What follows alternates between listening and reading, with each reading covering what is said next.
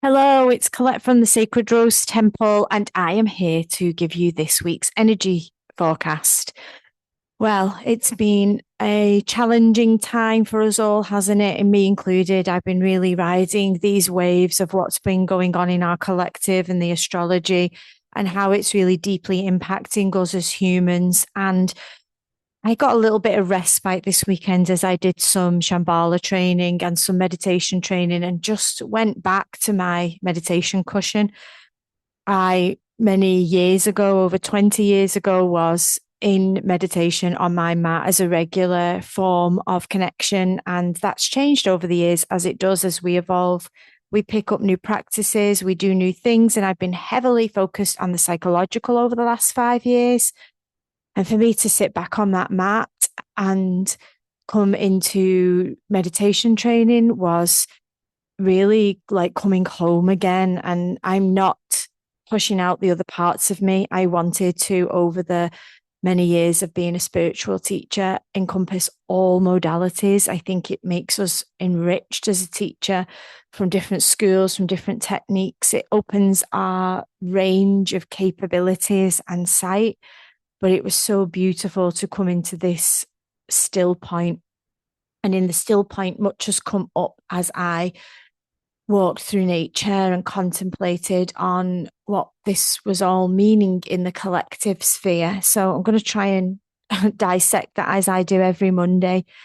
So I do believe that there's been, first of all, this really deep collective feeling of being let down, being not only in the political sphere that we see, where I was quite vocal about, are we not really listening to the elders anymore? That the two wings are the same side of the bird.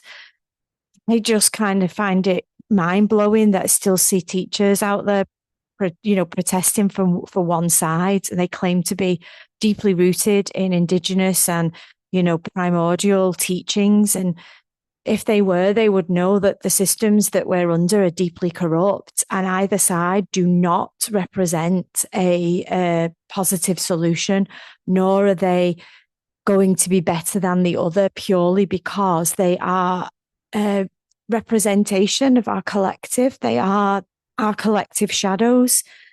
And I think it's a stark wake up out there to believe that what we're seeing out there is because we've not done enough work on ourselves. All that sacred psychological theory goes to that place where whatever is going on out there is a sign that the collective is where they are. And so we're hero worshipping really the wrong people. Looking at that political scene, I was like, really? People really believe either one is going to make a change?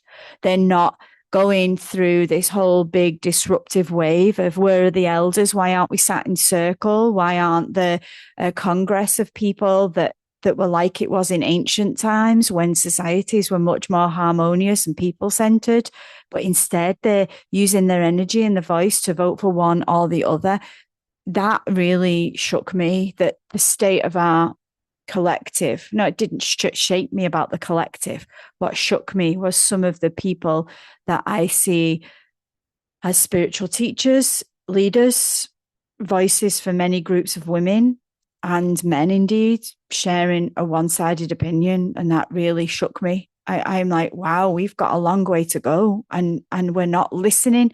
We're still not listening to the Kogis, to the native elders, to the Inuit elders, to all the elders out there that are sat in circle traditionally saying the West is screwed. Like they haven't got a clue. They still think this one man or this one woman is going to change the world, and they're not. So I'm just had a little rant there about feeling let down by the political system, which I didn't. I felt let down by the collective that was still trying to bring one party in. So there we go. So have a little feel about what you have felt let down by recently. Who have you felt let down by? Because this is a place for you to do some work on. Who has let you down? What has let you down? Why do you feel let down? And what is that showing you that you can do about it? Where have you been holding expectations, illusions? I think that's a big collective thing. There's been a lot of disillusionment. They say as we begin to spiritually progress, what we do is we drop the veils of Maya, and the veils of Maya are the disillusions, are the veils of illusion. They drop and we see what's really there. Imagine Dorothy with the Wizard of Oz when the wizard was not really a wizard, but a little man playing on a machine. And that myth, that story is a profound collective story of our disillusionment, our veils of illusion that make us believe the power is in another and not in ourselves. So I want to, just praise Dorothy for finding the wizard as the illusionment, and maybe that we can all begin to understand where we put power on another and where we actually need to take that back and say, that's within us. There is a naivety that needs to be challenged, and there's also a projection from our own self. And then furthermore is a place where we need to see, where are we hero worshipping? Where are we not taking full ownership? Whenever we say, like, what the hell? Why are we shocked? Why? What illusion has been there for us? And I think personally, I've been through the ringer over the last 6 months or so, through that illusion, through projecting something on somebody that wasn't there, and then being left with a revealing of that person and what the truth was, and then owning, why did I do that? Why did I do that? What was going on with me that I did that, and then came to the place that I'm at now, that I am now having to recover from that. So I think it's really part of what's going on in the collective is about a deeper sense of self-awareness. Where am I putting energy, fantasy? And that's very deeply mixed up in the cosmology right now. Releasing fantasy. Where do you live in a fantasy? Idealizing, making everything perfect.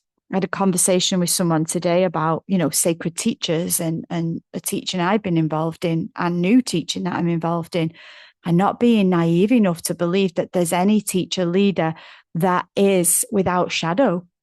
That, of course, the shadow is always there in the human psyche, in every single person that we meet. Every single person, if you're in a human form, you have human shadow. And suddenly we begin to forget that because they are a meditation master or a priestess or whatever, that they're without shadow. And that's utter illusion. And that's an illusion in you that needs to fall. And when the illusion gathers bigger and bigger and bigger, say there are hundreds of thousands of women around one woman who is not revealing shadow, who's not being exposive of her own or having work on her shadow done by a third party, then that is going to grow. And the crowd and the audience with their own shadows and illusions and delusions feed the shadow of the one that is on the platform. And unfortunately, the one on the platform is the one that falls generally. And when the one on the platform falls, all the followers fall too. So we can avoid this. We can avoid this by saying, what shadow does that person have? Am I aware of it? And what light does that person have? And am I aware of it? And unless you have an awareness of your own shadow and light, you're going to keep falling into the trap of illusion. So that's a big key teaching at the moment. That doesn't just go for spiritual teaching. That goes for lovers and friends and communities. It's all there. The workplace, what's the shadow of this place, what's the shadow of this person, and then what's the light, so we can get a really kind of clear image of the black and white, and then walk in the gray middle part as, okay, I know this person's shadow, I know this person's light, I'm going to step in the middle and navigate the two. That's going to make you consciously evolved. It's going to really help you on your journey of self-awareness. So those illusions and those fantasies and those idealing are really a form of escaping reality. And God knows at the moment, we're all trying to escape reality in some way, shape or form, because reality is quite harrowing at the moment. It's quite chaotic. And as I kept saying, that chaos is very important for divine order. So when we find ourselves in absolute chaos, it's usually a sign that divine order is trying to fall after it, if we can be aware of that. So I think these are some key things that I've been musing on in this collective energy, is to think about your boundaries as a person. What are your boundaries? Where do you hold boundaries with another? Where do you slip into, say, that hero worship of somebody, a new lover, a new school, a new teacher, a job? Oh, it's the brilliant, it's all amazing, without looking, okay, what could possibly go wrong here? What are the shadows I'm looking at? And then once you understand that, what boundaries are you putting up for yourself that you make sure that you don't fall or drop into greater chaos? And I think the boundaries for me are about understanding what draws us in. You know, if I've got a deep need for love or to be loved, that's when I kind of lose some boundaries. Because if I see love and I feel love, I just let it all slip and I go, oh, come to me, love. And I forget that I have boundaries there.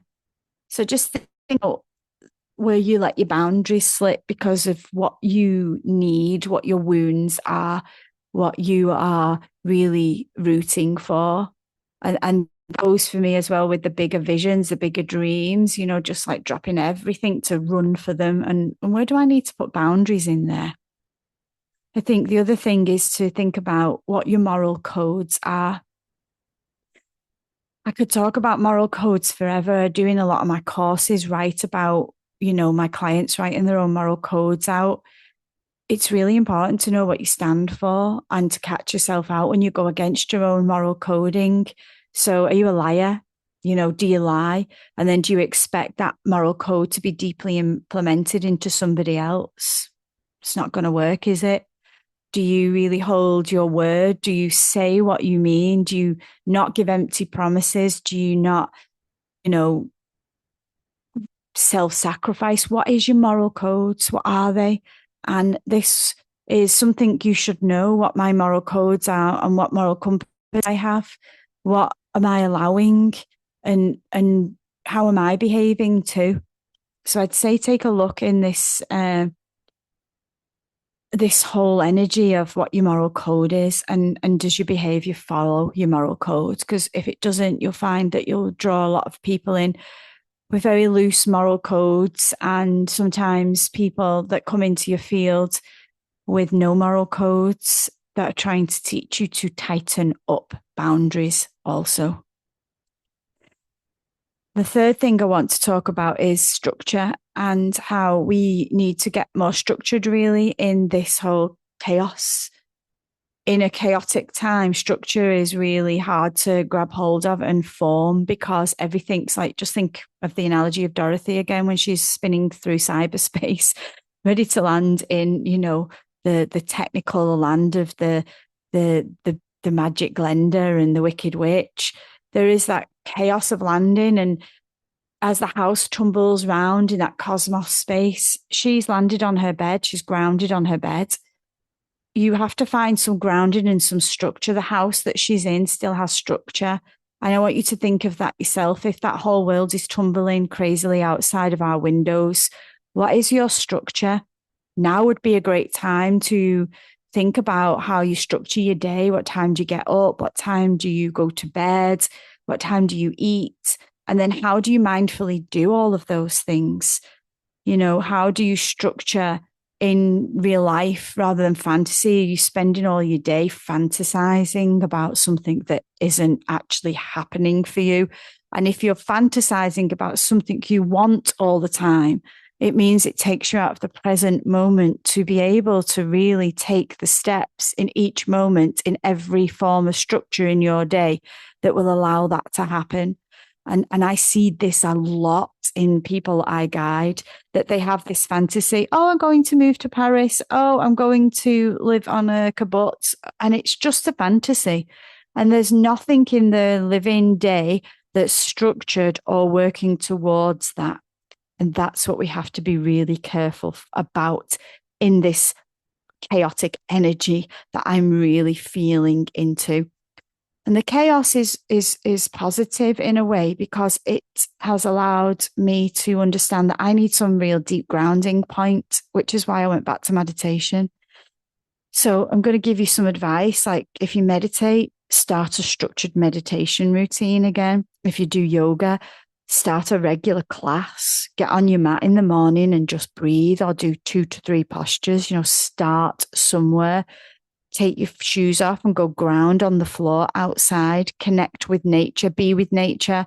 I don't mean just sat looking with nature out the window, although that's a start, but to actually go sit in nature, maybe even put your hands in the soil. That will ground you. It will bring you into present moment.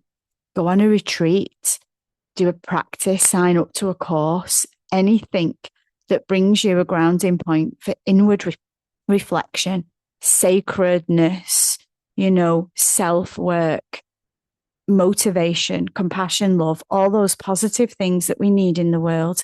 If you establish yourself in them and do them, they are going to serve you well at this moment. So yes, sign up. Yes, take the course. Yes, book the one-to-one. Yes, go on the yoga retreat. That will all really help you at this moment. And that's where I'm focusing. I'm trying to build more retreats for people, and I'm going on more myself, as I realize that is really what is needed to center in to ourselves in a deeper place. There's a lot this week, as you can tell.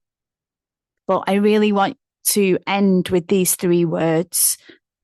There's a lot as Venus. I talk about Venus a lot. She's a big part of my journey in my rising sign. But also, I think collectively, she's got a very important job at the moment with people as she tries to bring people more into heart center. So the 3 words I wanted to get to finish on is heart center, creativity, and joy. Those 3 things are going to be really important for us as we navigate these waters of the chaotic world. And whatever makes your heart grow, don't base that on another person, please. Whatever makes your heart grow, your heart sing. Ask yourself, what is it that makes my heart swell? What makes it grow that doesn't involve another person? And do that more. Think about creativity inside of you. Where does your creativity come from? How does it express itself in your life? What can you do more that's creative? And then finally, what brings you joy? That feeling inside that is overwhelming beauty. That could be watching a sunrise. It could be minding your grandchild. It could be going out on a beautiful silent walk. What is it that brings you joy? And do some more of that too. So the heart, creativity, and joy are going to really help us through this shift. I want to finish by saying this shift is not going to end soon. I have a feeling that by April next year, we'll have gone through even more of a ringer. But it doesn't mean to say that it needs to discombobulate us. It doesn't mean to say that it needs to shatter us. We can hold on. We can be the Dorothy in the house. We can sit on our bed. We can sit on our grounding point, the thing that makes us feel level and even, and hold on to that while everything moves around us, knowing that we are going on a magical, mystical journey and that the chaos is needed to bring in the new and the transformation of the self. So I'm looking forward to riding with you through this whole time. And that's why I've committed to doing these energy forecasts. So I'd really like to thank you all for listening to them. Please share them. I really would love more support. Subscribe to the YouTube, share the video on your timelines. These will help people. That's my whole intention of sharing, is that they're helping the collective. They're helping you understand what's going on and giving you practical advice to get through it. So spread the love, share the joy, and I look forward to speaking to you all again next week. Much love to you all, Collette.